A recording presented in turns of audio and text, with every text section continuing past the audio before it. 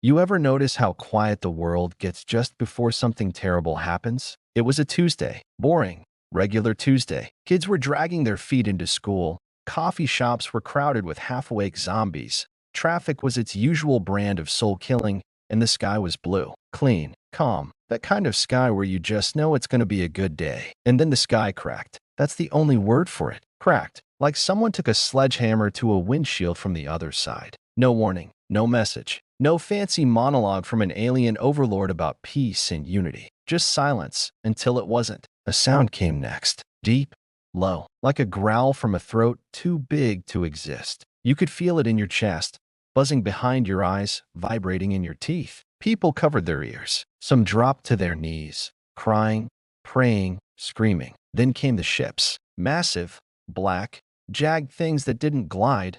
They descended, like they were falling on purpose. One over New York, one over Beijing, London, Moscow, Rio, Lagos. They parked over every major city like storm clouds made of metal and hate. People stopped moving. The entire planet just froze, eyes glued to the sky. Every phone, every camera pointed upward, waiting, hoping for something, anything to make it make sense. What we got was fire. Without a word, without a reason, the ships opened fire. Blue beams of light, sizzling hot and hungry, ripped through skyscrapers like paper. Office buildings collapsed in seconds. Traffic turned to flaming wreckage. Civilians running for cover were vaporized mid-step. We didn't get a welcome. We got a massacre. In the first hour, we lost 20 million people. And that was just the beginning. Governments tried to respond. Military scrambled jets, activated emergency protocols, launched countermeasures. None of it mattered. Our best weapons just bounced off their hulls like rubber bands against a tank. Fighter jets went down like flies. Missiles detonated mid-air, hacked before they even launched. Some believed it was the end of the world, but it wasn't. Not yet. See, humanity's got this switch. Doesn't matter if you're a soldier or a single mom, a scientist in a bunker or a mechanic in the suburbs. When we get hit hard enough, something breaks, something primal, and something angry takes its place. They came thinking we'd fold, that we'd cry, that we'd kneel. They didn't understand what Earth really was. We weren't a species. We were a pack of cornered animals with nothing left to lose. And if you've ever seen a human with nothing left to lose, you know what comes next. It started in pockets, little bursts of defiance. A handful of cops in LA who took on a scout drone with shotguns and Molotovs. A kid in Mumbai who hacked into an alien comms relay using a school laptop. A grandmother in Ukraine who picked up a rifle and said, "Not today, bastards." The world was falling, sure, but we weren't going quietly. In the ruins of Manhattan, under the smoldering remains of Times Square, a woman named Sergeant Lex Ramirez crawled out of the wreckage of a downed evac transport. Bloodied, concussed, coughing smoke. She didn't scream. She didn't cry. She picked up the rifle of a dead private next to her and started walking toward the noise. That's how the resistance started. Not with a speech, not with a flag, with a broken woman and a borrowed gun. For the next 48 hours, everything blurred. Civilization collapsed like a house of cards in a hurricane. Cities fell one after another. Tokyo went dark. Paris vanished beneath smoke. Cairo was swallowed in fire. The aliens, Varnak, we'd later call them, didn't care about surrender. Didn't care about treaties or survival or species classification. They just wanted us gone. They weren't conquering. They were cleansing. But again, they misjudged us. They didn't count on how stubborn we are, how chaotic, how stupidly, irrationally unwilling to die quietly. They hit us with precision. We hit back with madness. Old war veterans dug up rusted rifles and joined street fights. Gamers became drone operators. Nerds in garages started hacking alien tech. Prisoners were released to join the fight because, hey, bullets are bullets. It wasn't organized. It wasn't pretty. But damn, it was human. Ramirez, and what was left of her unit, 4 Marines, a medic, and a terrified teenager with a slingshot, set up shop in the ruins of Grand Central Station. They turned it into a command center, scavenged food, medicine, ammo, used old subway tunnels to smuggle people in and out. She broadcast a message on every frequency she could reach. This is Sergeant Lex Ramirez, United States Marine Corps. New York hasn't fallen, not while I'm breathing. If you're alive, if you can fight, get to us. Bring weapons. Bring rage. The bastards started this war, but they forgot what kind of people they were dealing with. That message spread like wildfire. Suddenly, resistance cells started popping up all over the world. Toronto, Johannesburg, Seoul, Buenos Aires. They weren't waiting for orders. They were waiting for a chance. Meanwhile, the Varnak didn't let up. Every time we thought they'd slow down, they hit harder. Towers of bone and metal began to grow in city centers, alien architecture punching through Earth like tumors. We'd later learn they were terraforming devices, changing our planet into something more comfortable for them. It wasn't just about winning. It was about erasing us, replacing everything human with something cold and alien. But that only made us fight harder. You blow up a city, we'll turn the ruins into a trap. You kill our leaders, we make legends out of the survivors. You wipe out our armies, we'll teach our children to fight with sticks and fire if we have to. They didn't understand the kind of species that sets fire to its own ships so it can't retreat. Back in New York, Ramirez led the first counter-ambush against a Varnak ground squad. She and a team of resistance fighters rigged the Chrysler building with explosives and lured the enemy inside. When it collapsed, they cheered like it was the Super Bowl. That's what victory looked like now. A few more hours of breathing, a few more enemies dead, a city still burning, but ours. That's when she said it. The words that would become the rallying cry of the entire resistance. If they want Earth, they'll have to pry it from our cold, dead hands. Spoiler alert, we weren't planning on making it easy. It wasn't about survival anymore. It was about defiance. They could wipe us out, but they were going to remember us. We weren't just prey. We were the nightmare under the aliens' bed. By the end of that first week, Earth was a graveyard, a smoldering, broken, haunted rock. But it was our rock. And the Varnak? They just learned the first lesson of dealing with humanity. Never corner an animal that remembers fire. Let me tell you about New York. Not the one in postcards. Not the skyline you see in movies. I'm talking about after the sky split, after the fire rained down, after the Varnak started walking our streets like they owned the damn place. The New York I'm talking about was ash and bone and broken glass. And somehow, it still had teeth. It's hard to say when exactly the city fell, because cities like New York don't just go quietly. They scream. They drag you into the fight, kicking and biting and bleeding. Even when the buildings are rubble and the bridges are dust, New York doesn't die. It clings. It claws. At the center of that chaos, standing where most sane people would have run, was Sergeant Lex Ramirez. If you've heard the name, good. You should have. If not, sit down. You're going to want to hear this. Ramirez had been in country, well, in city, for just 3 hours before everything went to hell. She was on evac detail, trying to get the last civilians out of Manhattan before the Varnak really started grinding the place down. Didn't matter how many years she'd served, how many deployments she'd survived. Nothing prepares you for seeing your hometown get carved up by something that doesn't bleed. She watched the Empire State Building crack like a bone snapped sideways. She saw Times Square go dark. Not just power outage dark, dead. Screens shattered, lights gone. Nothing but smoke rising and silence creeping in behind it. And then, they came walking. The Varnak didn't use tanks. They were tanks, 12 feet tall, maybe more, like metal gods sculpted by nightmares. Their armor didn't shine. It absorbed light, like it was hungry. Their legs didn't touch the ground. They hovered a few inches off it, like they didn't want to dirty themselves with earth. Their weapons didn't fire bullets. They rewrote matter. Everything they touched crumbled or burned or twisted into something it shouldn't be. Concrete turned to sludge. Steel screamed. People didn't die, they vanished. Ramirez didn't flinch. She grabbed a rifle, climbed on top of a half-destroyed armored truck, and started shooting anyway. Not because she thought she could win, because that's what humans do. We don't wait to be rescued. We shoot first. Ask questions never. That day, Times Square became a battlefield. Not one of those big, sweeping movie battles with swelling orchestras and dramatic speeches. No, this was gutter war. Street to street, brick to bone. Soldiers and civilians shoulder to shoulder. Cops, firefighters,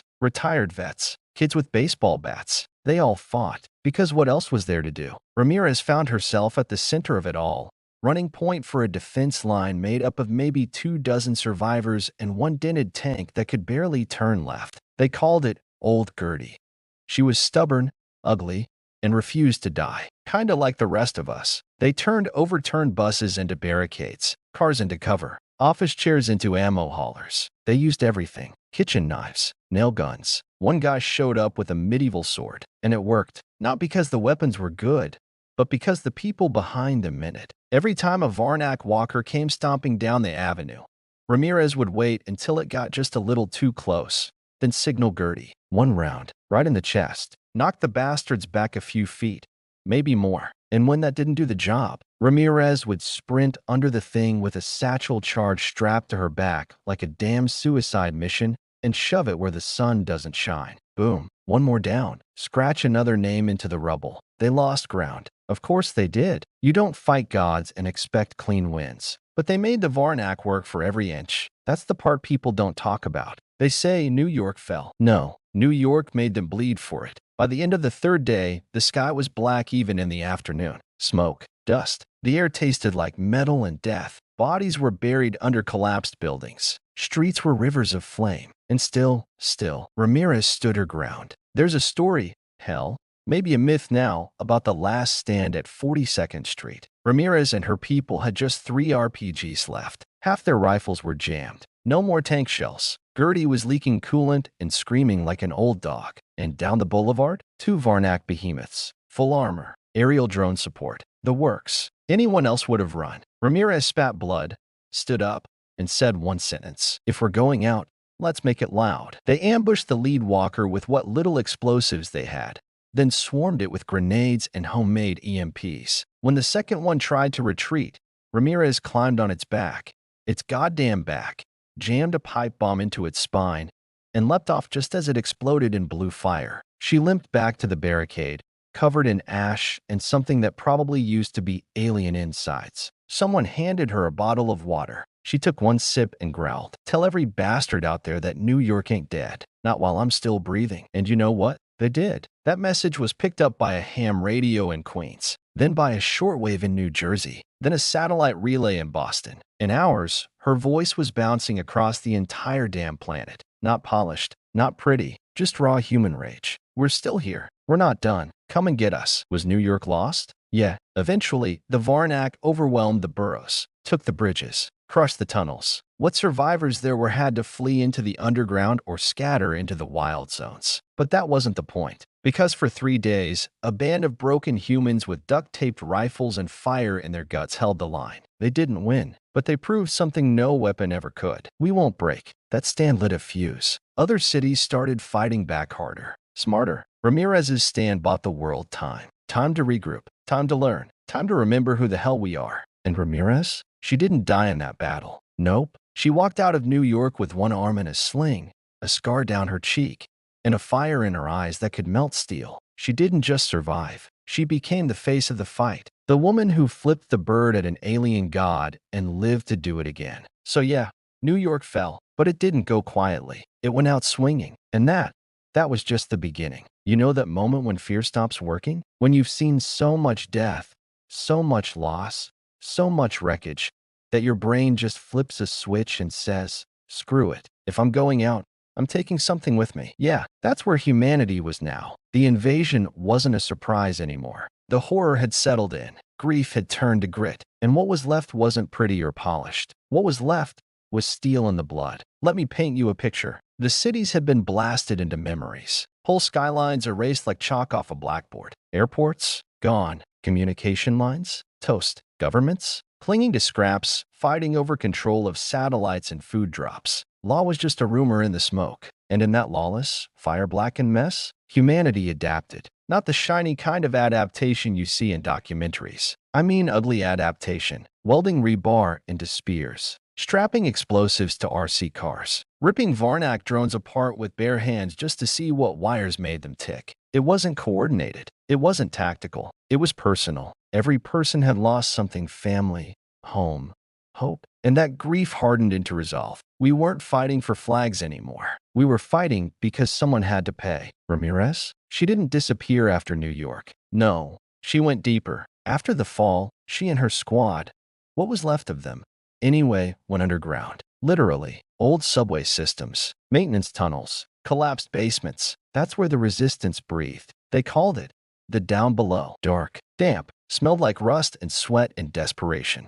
But it was alive, packed with fighters, tinkerers, medics, families, and the kind of people who'd stare down death and say, try harder. And Ramirez? She became their fire, She didn't bark orders. She bled them, led every run herself, took the front, ate last, slept in corners, patched her own wounds. She wasn't just a leader. She was proof. Proof that you could lose everything and still come back swinging. Word started to spread, not through the internet, that was fried 6 ways to hell, not through news networks, those got turned to glass on day one, but through whispers, through graffiti sprayed on half-standing walls. Ramirez lives, humanity fights, we bleed steel, and you better believe the Varnak noticed. Now, here's where it gets interesting. The Varnak were strong, sure, advanced, definitely, but one thing they weren't? Flexible. They had routines, protocols, predictability. Humans, we're a mess. We lie, we cheat, we double back, break rules, make new ones, then forget those. 2. It's what makes us annoying in peace and terrifying in war. We fight dirty. And when the resistance figured that out, everything changed. Berlin was where it clicked. A ragged crew of former engineers and drone racers used an old radio tower to jam Varnak scout signals. While the aliens scrambled to regain control, the humans swarmed a drone hub like ants on a carcass. They didn't just destroy it. They hacked it, rewired its own drones to attack their handlers. Ramirez got wind of it and made contact through one of the last functioning sat links. "Keep it up," she said. "Let's see how they like playing defense for once." Boom. New playbook. Suddenly, the war wasn't just defense and desperation. It was sabotage, ambush, hit and run. Small victories. One drone factory taken down in Nairobi, a bioharvester bombed in Buenos Aires. Varnak supply lines shattered in what used to be Denver. Not big enough to win the war, but enough to shake the table, enough to make them look over their shoulder. And that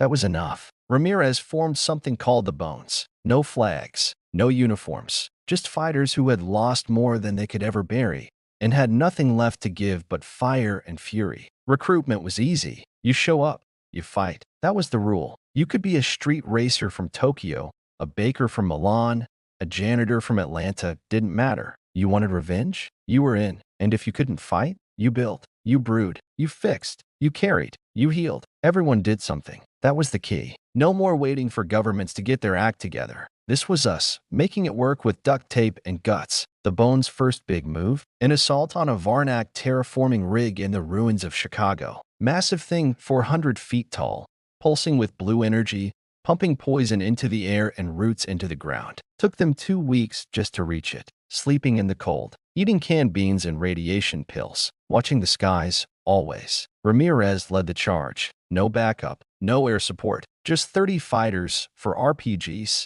and a hacked alien transport ship barely held together with steel wire and adrenaline. The plan? Smash through the undercarriage, detonate the core, and ride out the explosion if they were lucky. They weren't lucky. Half the team died in the first 10 minutes. The rest were scattered, blown off course, cornered. But Ramirez? She crawled through an exhaust tunnel, ribs cracked, leg broken, and planted a charge on the central spine with her last grenade. Then she crawled back out, teeth gritted, eyes burning, and whispered, "Come on, you alien bastard. Let's see what you've got." The rig exploded like a dying star, and for the first time, the Varnak retreated, not repositioned, not reinforced, retreated. That changed things, not just for us, for them, because suddenly, Earth wasn't just a backwater planet they were clearing out. It was a thorn, a swamp full of snakes, a graveyard waiting to be dug for them. They started sending stronger patrols, heavier walkers, new weapons, some that melted steel,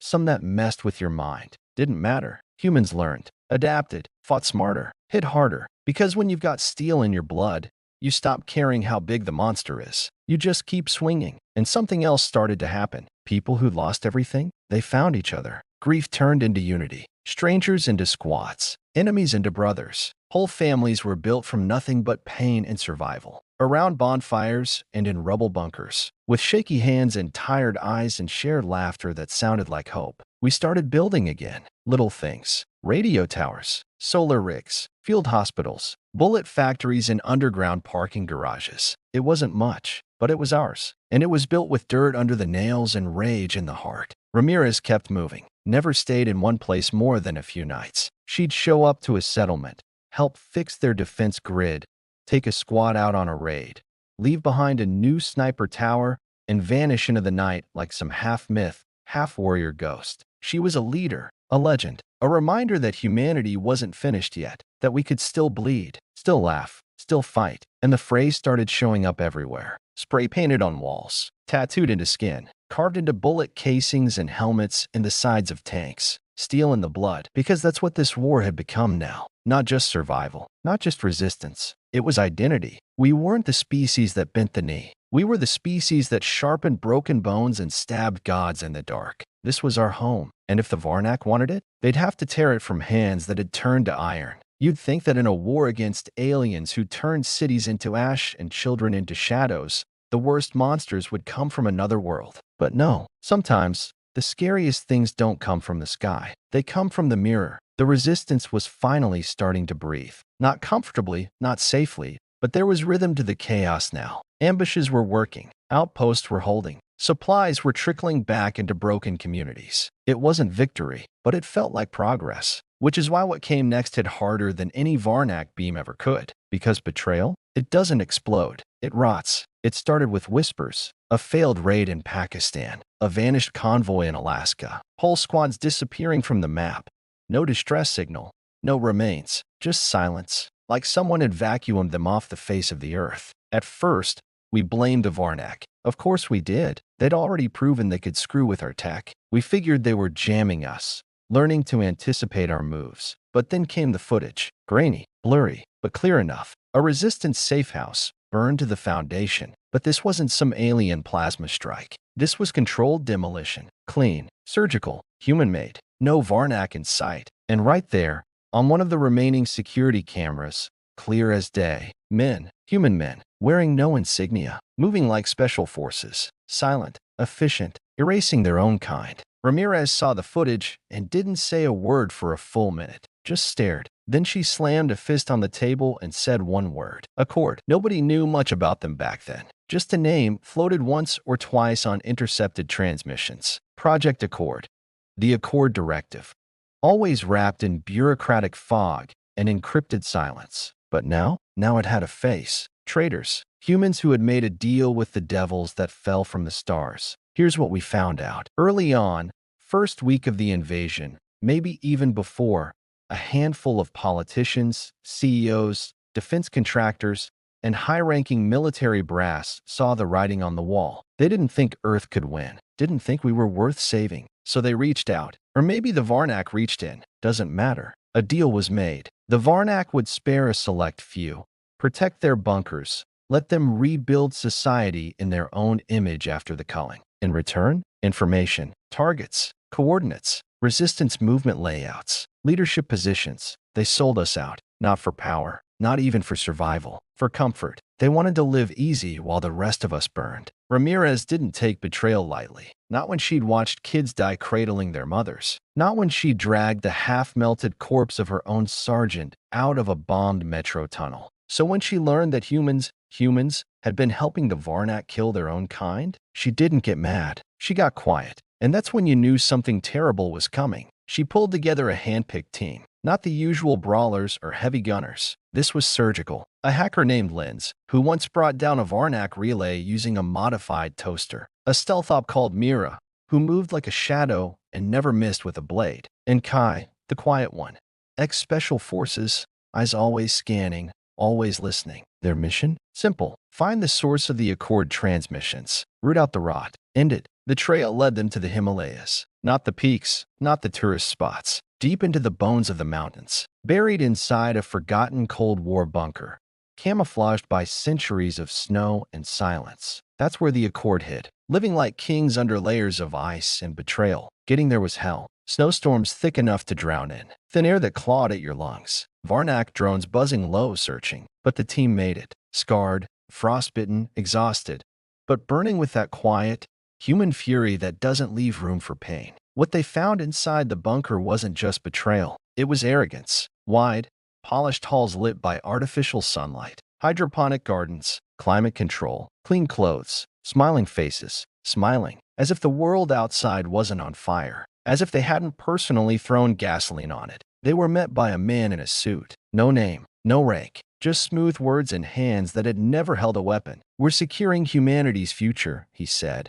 like he was offering them a seat at some exclusive table. Ramirez didn't speak, not at first. She just looked around, at the marble floors, at the glass walls, at the laughter echoing down the hallway from some conference room. Then she stepped forward, pointed her rifle at the man's head, and said, "Funny, my future looks a lot more like dirt and blood. They could have stormed the place, could have lit it up, taken every last coward out in one sweep. But Ramirez had something better in mind. Proof. They hacked the servers, downloaded it all, maps, transmissions, names, the entire roster of collaborators, politicians, scientists, even celebrities who'd paid their way in. Deals carved in blood and silence. Varnak attack plans chosen by humans. Lynn streamed it live on every open frequency, hijacked old satellites, even bounced the signal off a half-burned Varnak comms dish they'd stolen weeks earlier. Within an hour, the world knew. Settlements from Africa to Alaska saw the footage, and people,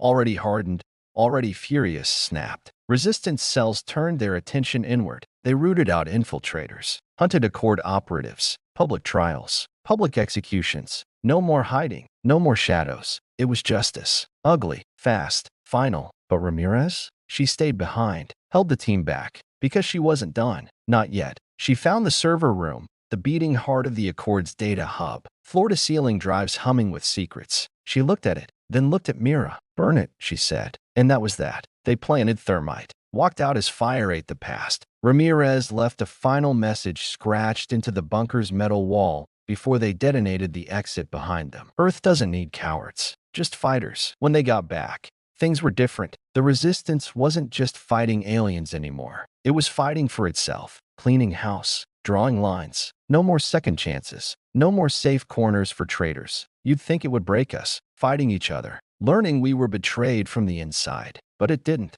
It sharpened us, made us harder, smarter, more human. Because here's the truth. Aliens might kill us. They might bomb our cities, twist our air, poison our ground. But betrayal? That's the kind of wound that scars forever. And from that scar, we grew something new, something vengeful, something unforgiving. They called it the protocol after that. An unspoken rule in every squad, every bunker, every outpost. Trust is earned. Loyalty is tested. Betrayal is burned. Simple, cold, necessary. The Accord? They're gone now. At least, most of them. Some scattered like rats. Others tried to beg for mercy. Didn't find much. But their legacy? That lingers. Because it taught us something we needed to learn. This war isn't just about Earth versus the stars. It's about who we are, what we protect, and what we're willing to destroy. To save it, there's a sound you never forget. It's not the scream of jets overhead, not the thunder of bombs dropping in the distance, not even the collapse of a skyscraper as it folds like paper. No, it's the sound of hope catching fire.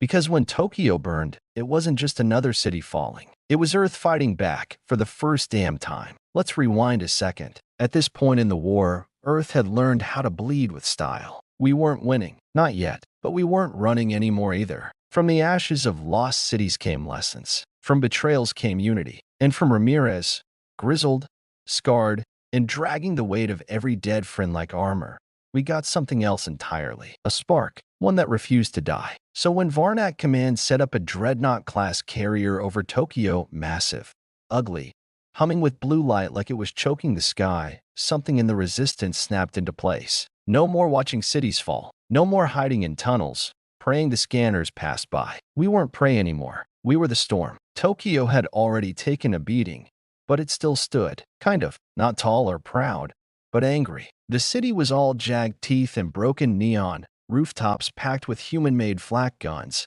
alleyways turned into tripwire mazes, and rooftops swarming with rebels who didn't care how many limbs they had left. And right at the center of it all, Ramirez. Again, she arrived by crawler, one of those massive hybrid transport tanks cobbled together from 5 different armies and a whole lot of spite, covered in rust, growling like a dragon. Inside it, a team of nobodies turned legends. Yoshi, a former game designer turned drone pilot who could guide a suicide UV through a keyhole. Lena, an ex-firefighter whose favorite pastime was welding flamethrowers to shopping carts. And Mac, British, blind in one eye, made pipe bombs with more personality than most people. This wasn't an army. This was a revenge mission. The plan? Crazy, suicidal, pure human nonsense. Use hacked Varnak tech to hijack their power relays, force a shutdown in the dreadnought's anti-air grid. Then, while it's blind, launch everything we've got.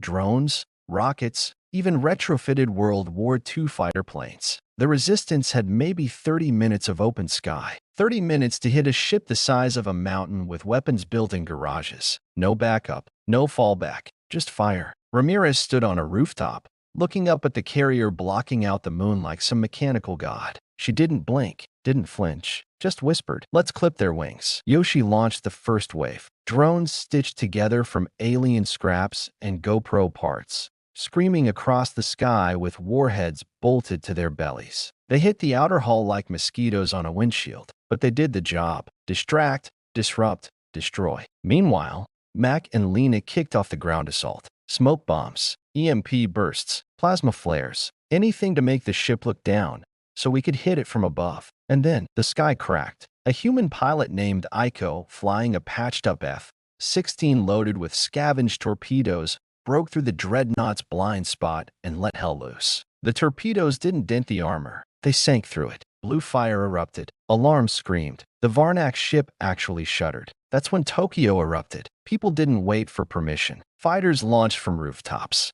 Homemade missiles shot from car-mounted racks. Someone even launched a frickin' space shuttle fragment from an amusement park ride. Everything that could fly flew. The sky turned into a maelstrom. You ever seen birds scatter from a tree? Now imagine the birds are jet fighters and the tree is a 10-kilometer alien death ship. Dogfights broke out between human pilots and Varnak drones. Spinning, twisting, screaming. Plasma rounds carved through air like burning scissors. Wings sheared off. Cockpits exploded. Bodies fell. But no one slowed down. Because this wasn't just a battle. It was statement. Ramirez climbed the side of a high-rise mid-fight. No, seriously. While aerial chaos erupted above her, she strapped herself into a stolen exosuit. Varnak made, barely translated, powered by rage and a whole lot of luck, and scaled 25 floors like a woman on a personal mission to punch the sky. She reached the top, took one look at the burning ship overhead, and jumped. Yeah, jumped. Used her suit's booster to launch straight toward a hole blown in the dreadnought's hull. It wasn't flight. It was vengeance in midair. She landed hard. Bones cracked. Something in her back gave. But she moved anyway. Inside the carrier, everything was screaming. Alarms, lights, whatever counted as Varnak language. It was chaos. Perfect. Ramirez tore her way through the halls, tearing panels open, planting charges, blasting her way to the core. She found it.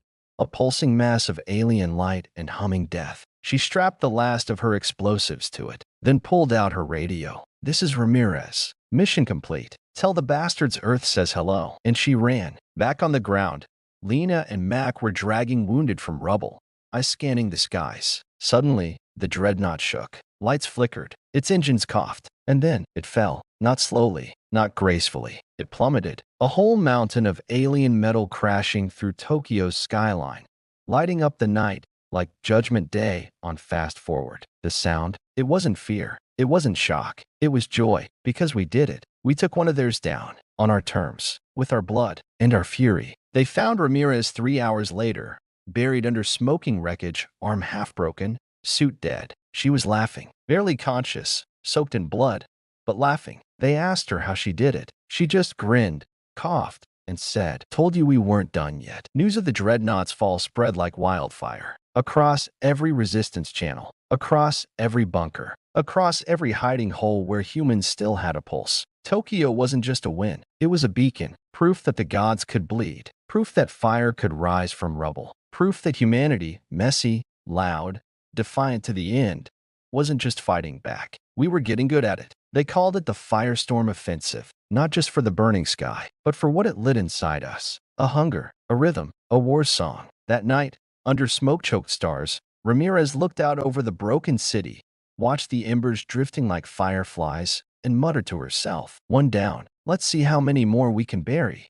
There's a different kind of silence underground. Not peaceful, not calm. It's the silence that presses on your chest, that makes your ears ring, that tells every hair on your arm something is wrong. And beneath the Sahara, deep below the scorched, ancient bones of the desert, something lived. Something massive, something cold, something Varnak. They called it the Hive. not a name from any official resistance playbook. This wasn't one of those codenamed operations with folders and briefings and contingency plans. No, this one was whispered from bunker to bunker, scribbled on walls, broadcast on pirate frequencies between breaths. The hive is real. It's under the sand. That's where they breed. That's where they build. That's where this war started. For a long time, it was just a myth. Until a drone squad out of Algiers went dark mid-flight, cut off mid-transmission. Last thing they sent back was grainy footage of a sinkhole the size of a stadium, pulsing with violet light, like the earth was bleeding through.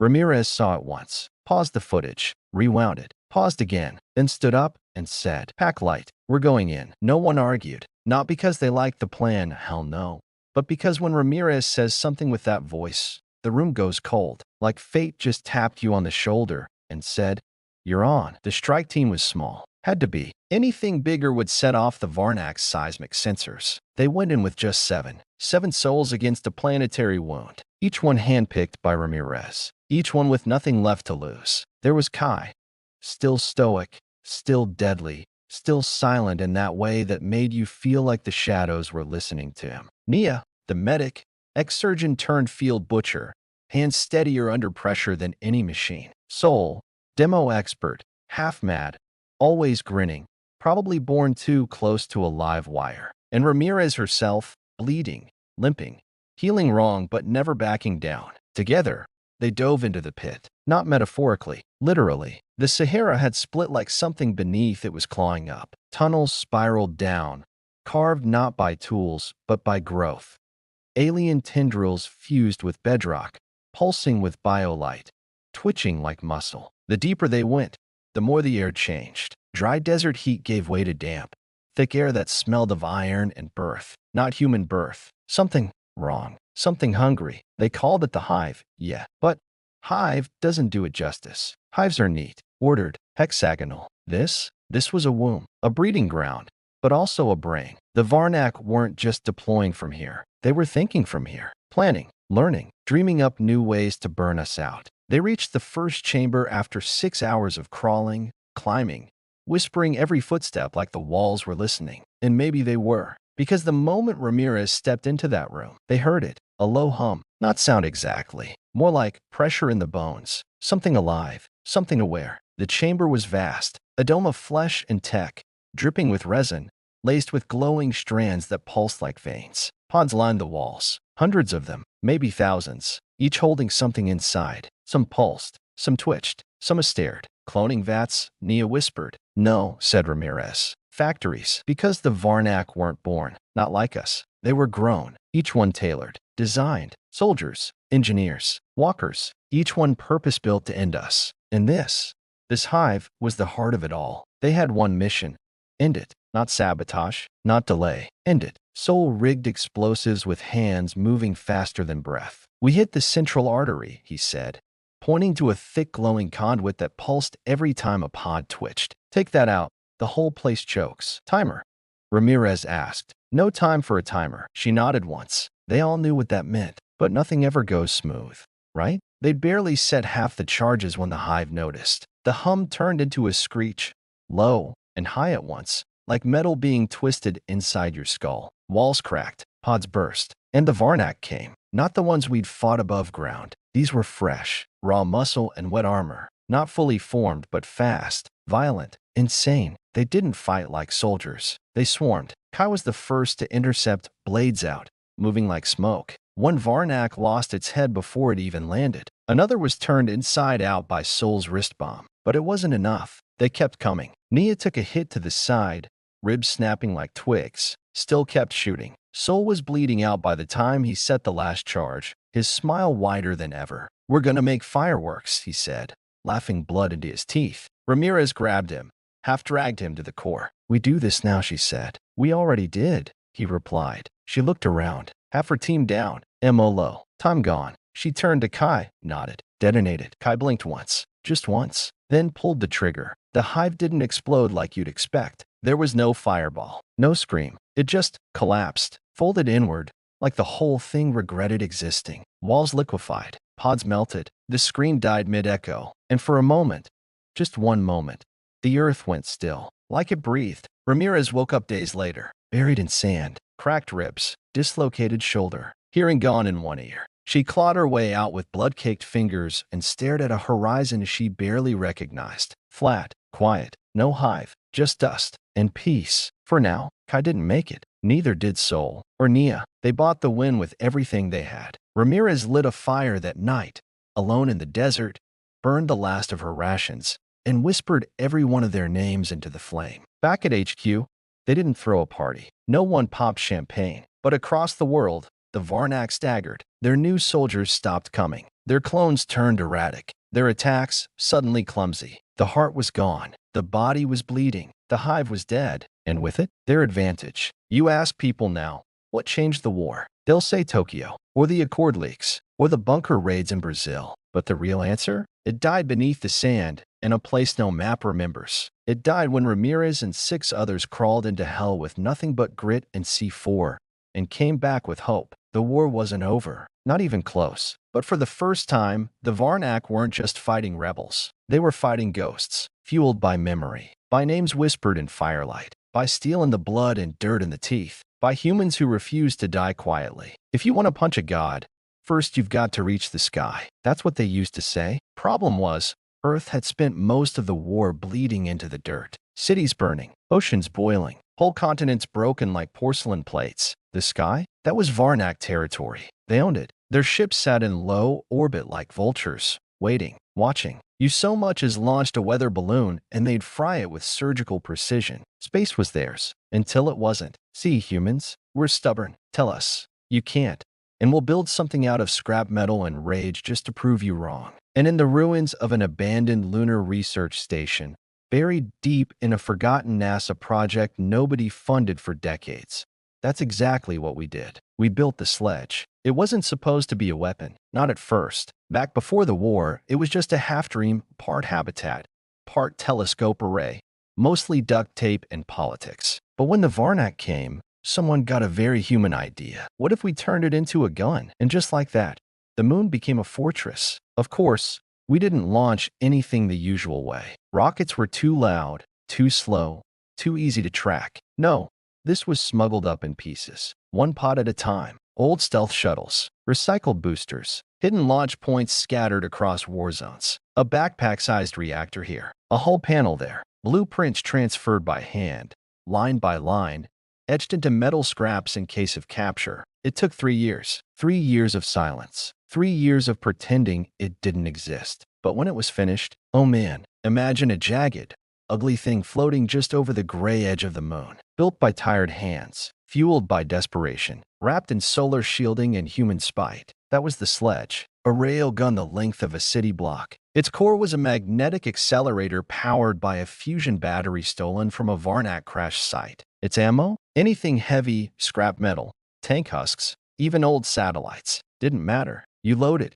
It fires. It doesn't ask questions. The resistance didn't tell Ramirez about it until the final test. She was still limping from the hive op, recovering in a makeshift bunker somewhere in what used to be Morocco. Bandaged ribs, bruised lungs, still walking like someone who'd forgotten what rest felt like. They showed her a screen, just one, live feed from the moon. And that thing, the sledge, just hanging there, silent and ready. She didn't smile, didn't say much, just muttered, "Took us long enough." The timing couldn't have been better, because the Varnak were regrouping. They'd been hit hard, Tokyo, the hive, the Accord leak, but they were evolving, faster than expected, smarter, new tactics, new ships, bigger, meaner, and they weren't just holding orbit anymore. They were building a staging ring in geostationary orbit, half weapon, half hangar, all nightmare. They called it the Crown. Once the thing came online, Earth was toast. No escape, no resistance, just extermination on a planetary scale. We had one shot. The mission? Launch a single strike team to the moon, prep the sledge, wait for the Crown to finish assembling, then fire once, just once, straight through its heart. Ramirez was already packing before the briefing ended. She didn't ask who else was going. She knew who would. Nia, the medic who never flinched. Yoshi, the drone pilot now turned orbital guidance tech. Mac, the demolitions guy missing half a lung but still chewing cigars like candy. And Lena, who'd once fought off a Varnak brute with nothing but a crowbar and a scream. The A-team. the last team. They took off under the cover of night, from an old launch pad disguised as a collapsed stadium. Engines buried, liftoff silent. The shuttle broke through atmosphere smoother than expected. No Varnak patrols, no shots fired. Like the stars were waiting. When they reached the sledge, it was colder than they expected. Not the temperature, the feeling. Like it had been abandoned for years. Lifeless, haunting, but it was all there. The rails, the coil, the pulse of the reactor, slow and steady, like a sleeping dragon. And it was hungry. Yoshi got the navigation systems online, kicked the targeting lens into focus. Mac loaded the first shell, a refitted mining capsule lined with tungsten rods and high-impact kinetic cores. If it hit, nothing short of a god would survive. Nia patched in vitals, checked the life support. Ramirez? She just stared at the earth, hung there like a bruised fruit, still spinning, still fighting, still ours. Then came the warning, an old Varnak ping, barely a blip, but it meant one thing. They know. A patrol ship dropped out of orbit. Sleek, cruel, fast, too fast. The sledge wasn't ready to fire. It needed 2 more minutes to charge. That was it. 2 minutes. But in space, 2 minutes is forever. Mac opened the outer hatch, strapped himself to a rail, and said, "I'll buy you 30 seconds." He launched a tethered pod full of scrap charges and steered it straight into the patrol ship's path. The detonation was wild. Didn't destroy it, but it blinded the ship long enough for Lena to fire a makeshift rail burst from one of the sledge's secondary coils, right through the dam wing. The Varnak ship spun out, but it wasn't done. It launched a boarding pod, straight into the sledge's hull. Now it was hand-to-hand, in zero gravity. No cover, no rules, just knives, breath, and bones. Nia took one in the leg, didn't stop moving. Yoshi fried one with a defib panel in pure panic. Ramirez fought like a woman made of iron and vengeance. When it was over, the boarding team floated in pieces. But Mac? Gone. The hull breach took him. His final words? Light it up for me. And they did. Because the crown was online now. Fully lit. Fully armored. A weapon that could burn continents from space. Ramirez stepped into the sledge's firing bay, looked down the barrel at the Varnak monstrosity staring back, and whispered, "This is for Earth, you sons of bitches." Yoshi fired. The whole moon shuddered. You could see it from the surface, a flash so bright it lit the night for 5 seconds across 3 continents. The shell screamed across the void. No lasers, no missiles, just mass moving at impossible speed. It hit the crown center mass, and the sky collapsed. The shockwave shattered half the Varnak fleet in low orbit, sent debris raining into their own formations. Their chain of command? Gone. The crown crumbled like wet glass. And just like that, the sky was ours again. Ramirez stood by the viewport, blood on her lip, bruises on her ribs, staring at the hole where a god used to be. And for the first time in a long time, she smiled. Back on Earth, people looked up. For once, they saw fire leaving the sky, not falling from it. Kids pointed, mothers wept, soldiers cheered in ruined bunkers. Because that moment meant something simple, something real. We weren't just fighting back, we were winning. They called it ashes in orbit, not because of what we lost, but because of what we made. Out of scraps, out of ruin, out of us. Somewhere in the middle of every war, there's a point where the rules stop matching. When both sides stop pretending there's a line they won't cross. For the Varnak, that moment came after the crown fell. After the sledge shattered their orbital fortress and made them bleed fire in front of every living soul on Earth. They didn't retreat. They didn't negotiate. They escalated. They activated something called Protocol X, 9 in their language. In ours, we called it the Scorch Protocol. See, up until then, the Varnak still fought like conquerors. Precise, cold, efficient. But the moment we broke their grip on the sky, they stopped acting like rulers and started acting like cornered animals. And nothing fights uglier than something that knows it's dying. The first scorched zone was in Eastern Europe, a forest in what used to be Romania. Beautiful, silent, untouched. Until the sky ripped open and rained down something that wasn't fire, wasn't acid, wasn't even a weapon we had a word for. Just a wave of death. It ate everything. Trees, soil, water, bone. By the time we got there, no survivors, no signals, just blackened ground stretching for miles, like someone had erased that piece of the planet. Clean, quiet, gone. Ramirez watched the footage from a bunker in Tripoli, didn't speak for a full minute, then turned to Yoshi and said, "Find the source. We're shutting it down." And here's where it got wild. Because Scorch Protocol wasn't orbital, wasn't drone-based, wasn't anything we'd seen before. It was planet-side. The Varnak had built a mobile war engine the size of a stadium, a crawler buried beneath layers of terrain, wrapped in camo tech, designed to move beneath our feet like a mechanical ghost. It would surface, fire once, vanish, leave nothing behind but silence and radiation. We called it the Ember Engine, and it had already left 4 scorch zones by the time we found its trail. The 5th was heading straight for what was left of Cairo. 2 million people, half of them children. We had 30 hours. The resistance scrambled everything. Drones, jets, ground teams, but nothing tracked it, not properly, because the damn thing tunneled like a worm, but moved like a predator. By the time satellites caught heat signatures, it was already gone. Ramirez didn't wait for command, didn't ask for clearance. She grabbed a team, loaded a crawler, and punched coordinates straight into hell. The team was battered, everyone still healing from the orbit strike. Nia's leg was braced with metal rods. Lena had burns across her shoulder. Yoshi couldn't stop coughing after that coolant leak on the moon. But they went anyway, because Earth didn't have backup. It was the backup. Tracking the Ember Engine felt like chasing a ghost in an earthquake. Tunnels collapsed behind it. Radiation fried every signal we tried to use. And the deeper we went, the hotter it got. Not just temperature, emotionally. Like the Earth was angry. Like the planet itself wanted to purge something. They finally caught up with it 200 meters below what used to be a farmland. There it was, massive, twisting, breathing in pulses of molten energy. A machine built from bone and metal, pulsing like a heart that never learned to stop beating. It didn't have a cockpit, didn't have controls, because it wasn't being driven. It was alive,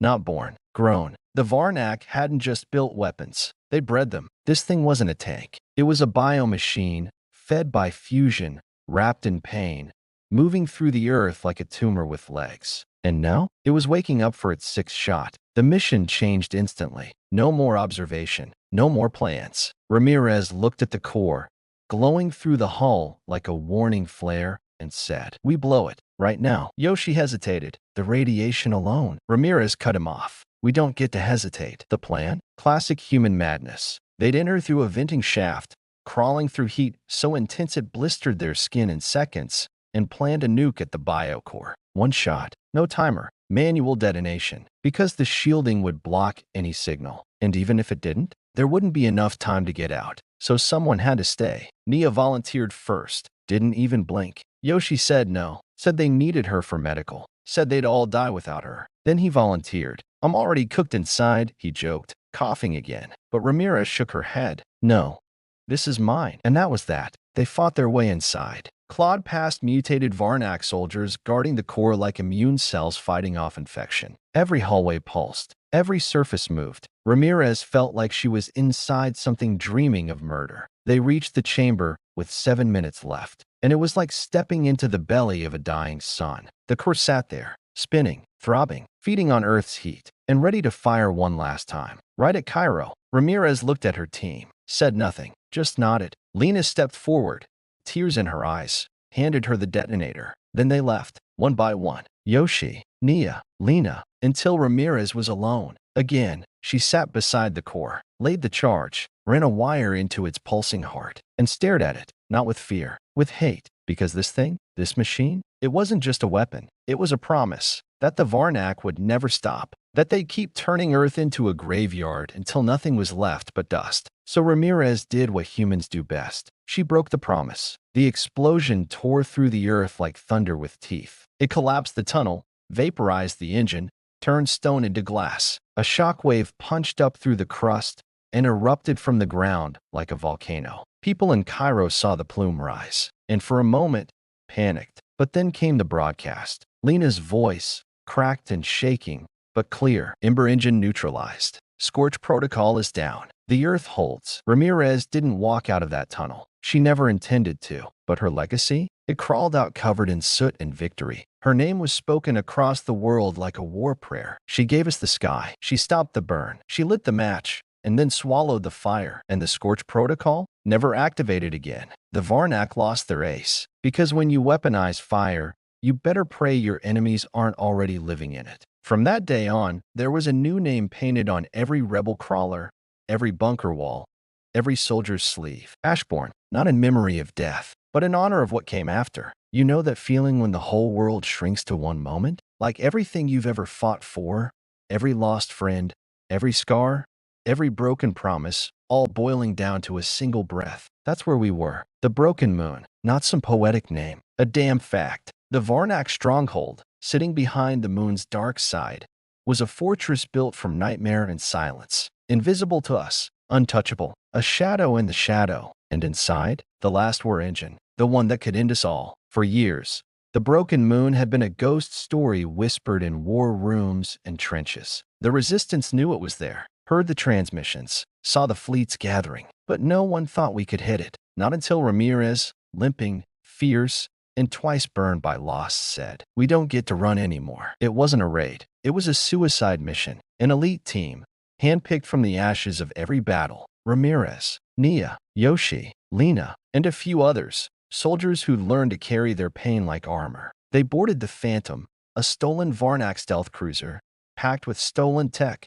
patched with desperation, and fueled by hope. The trip behind the moon was the quietest silence they'd ever known. No stars, no earth, just darkness. It pressed in on them like a coffin. No one spoke. No one breathed. Because if you made a sound, the Varnak would find you. The broken moon wasn't just a ship. It was a city, a biomechanical hive sprawling over the cratered surface. Organic walls, pulsating corridors, alien soldiers that moved like shadows, machines that breathed, and right at its heart, the war core. The war core wasn't just a weapon. It was the Varnak's brain, the source of every drone, every fighter, every horror they'd unleashed on Earth. Destroy it, and the war would lose its pulse. But the broken moon was a fortress built to kill. Traps waited in every hall. Enemies hunted in every shadow. And the team? They moved like ghosts. Silent, deadly, unstoppable. Ramirez led them through the twisting corridors. Every step was a gamble. Every breath could be the last. But she never hesitated. They lost people. Yoshi fell first, caught in an ambush. His last act? Uploading a virus into the war core's outer shell. A spark. A crack. That spark was all they needed. Nia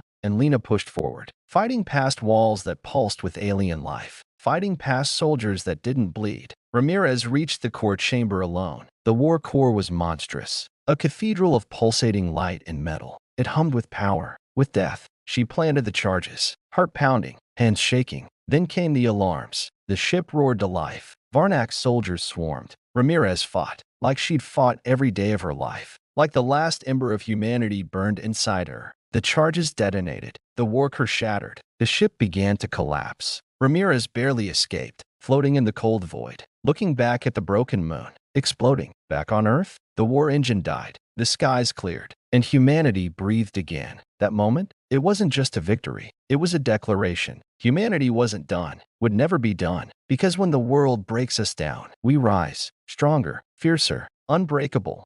When the dust finally settled, the world looked different, not because the cities were pristine, not because the skies were clear, but because we were different, bloodied, broken, but unbowed. After the fall of the broken moon, after the war engines and dreadnoughts were shattered, the Varnak retreated into silence, not defeat. No, not yet. They were smart enough to know when to lick their wounds, when to vanish into the shadows, waiting. But we had learned something they never expected. Humanity had turned the impossible into possible. We had fought the darkness with fire, and we were the flames. Ramirez stood on a cracked rooftop in what was once New York City. The sun was rising, painting the sky in bruises of pink and gold. Around her, the city was rubble, but in the distance, people were moving, rebuilding, planting, fighting for every inch of their world back. Her team was smaller now, fewer faces, but everyone a survivor, everyone a testament. There was Lena, still fierce as ever, patching up a makeshift clinic in a basement-turned shelter. Nia, teaching children to patch wounds with thread and hope. Yoshi and Mac, gone, but never forgotten. Their names whispered in every victory, every step forward. Ramirez knew the war wasn't truly over. Wars rarely are, but the spirit of humanity, that was eternal. She looked up, not at the sky anymore, not at the stars, at the people, at the broken hands that built new futures. For years, humanity had been hunted, pushed to the brink. But here was the truth, raw and burning. We don't just survive, we endure, we rise. That's what made us Ashborn, born from fire, tempered by loss, fueled by stubborn hope. The Ashborn weren't just soldiers. They were the torchbearers of a new dawn. A dawn where every scar was a story, where every fall was a lesson, where every breath was a fight and a promise. As the sun climbed higher, Ramirez whispered to the wind, "This is just the beginning, because the Varnak might still be out there, silent, waiting, but we'd be ready, because this was our world, our fight, our future, and no matter what came next, humanity would never, ever give up." So here's the truth. In the face of impossible odds, when every star seems to fade, when the darkness creeps closer, the Ashborn will rise. Not because we're perfect, not because we're invincible, but because we refuse to be broken. And that is what makes us truly unstoppable. The war had taken everything, but it couldn't take us. And that was the last lesson the Varnak would learn.